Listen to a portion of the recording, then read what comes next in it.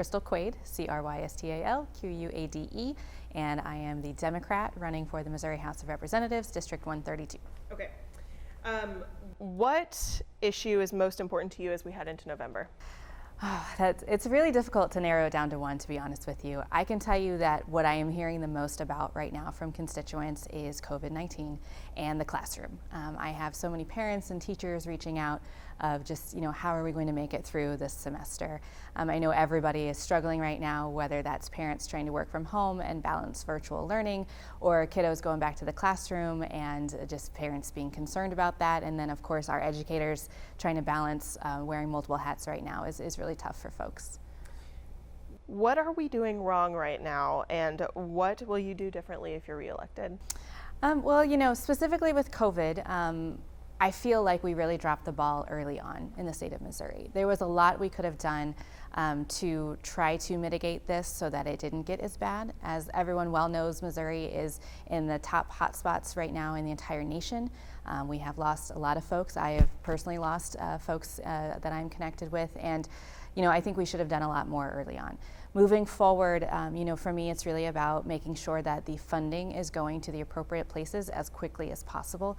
I know in Missouri we have a huge delay in CARES Act money actually getting down to out of the hands of the county into the folks who need it, whether that's the health departments who are running things, our hospitals, nurses, making sure that PPE is everywhere it needs to be. And so, moving forward is just making sure that we are acting proactively instead of trying to react. What do you think is the most important issue for voters in the 132nd district right now? Our district is really diverse. We have students, considering we have all of the universities and OTC in the district. So we have a lot of students who are moving into Springfield to go to school. So making sure that, college is affordable and that they're actually able to attend is a huge concern for students. But that's a small bracket of our folks. We have a lot of small business owners who are still really struggling on keeping the doors open. My husband's a small business owner, so I know firsthand what it's like trying to get payroll done right now. But then we also have, just working families who are trying to get by. And so, to narrow it down to one specific issue, I think is difficult because we are so diverse. But I would say overarchingly, it's just making sure that folks can work, pay the bills, and get done what needs to be done.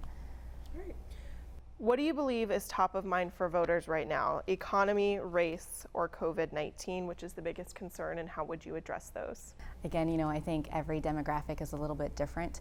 For young people and folks specifically in the 132nd, I know race is a huge priority for us. I hear about it every single day, whether that's from the conditions in the jail, which is COVID-19 related, and looking at our traffic stop numbers in the state of Missouri when it comes to race. So I know that's a huge priority for our district. But again, with the small businesses, the economy is huge.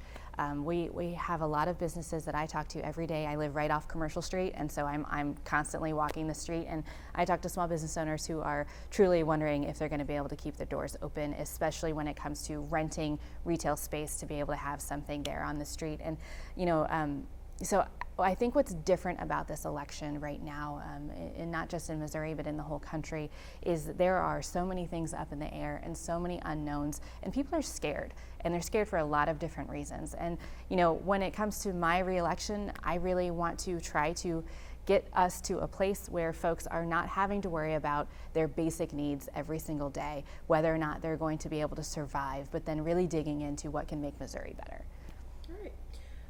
How would you reassure voters that you will fight for what they want? Well, I think that we can look at my record. I have been running in this district since 2015, but I have lived here much longer. I have worked in the district for a long time. My kids go to school here, and every single year I do surveys, I knock doors, I talk to thousands of people, and I go to Jeff City to do what they ask me to do, whether that's fighting for seniors and people with disabilities, which I have done time and time again, trying to make sure that cuts aren't given to those vulnerable populations, to getting legislation across the finish line for our homeless youth and our foster care kids, which I was able to do this year, and of course funding for our colleges and K through 12 programs. So, I have a great record of representing the district and doing what folks ask me to do. I have always been transparent on my policy stances and my issues. And I've always filed bills specifically to Greene County and to Springfield, as well as the state as a whole. But I have been asked to carry legislation that deals with early childhood education, or an array of things that are particular to our district, and I have always done that. So I hope that folks will look at my record. Why run for office again? When I first decided to run, it was really because I felt like there were not enough people in Jefferson City with the perspective of my district really running to represent them. I am a first-generation high school graduate, the first to go to college. I went to Missouri State, and I moved to Springfield for college and just never left. But I really believed then and still believe now that we need folks in Jefferson City who understand what real life is like for people in the 132nd district, what it's like to decide if you're going to pay your mortgage or if you're going to pay your car payment. And I have lived that life. And when I went to Jeff City, it was with the mindset of trying to make things easier for regular working class folks. And the job's not done yet. We have a lot more work to do to make things equitable in our state, and I want to continue to fight for that.